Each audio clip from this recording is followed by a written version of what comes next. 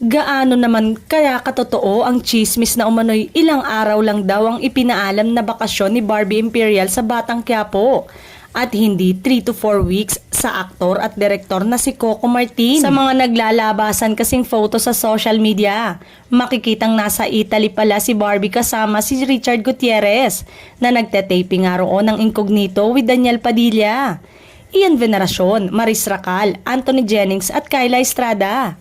Hindi naman kasali sa cast si Barbie pero alam naman nating may something nga sa kanila ni Richard kaya't malamang siya ang +1 ng action star.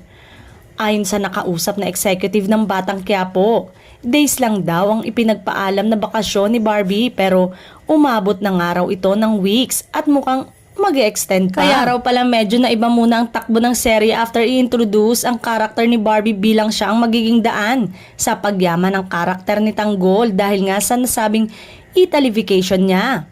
Say ng netizen, hindi kaya mag-cause ng friction o issue ito sa production ni Direk Coco Martin? Ang daming artista umano ang humihiling na makapag-guest sa Batang Quiapo tapos dahil lang sa ganun na rason ay iiwan ng basta-bastaan ang iiwan niyang commitment sa Batang Quiapo. Yes naman daw ang say ng ilan na gagawin ng lahat para sa pag-ibig kahit malayo ay susundan.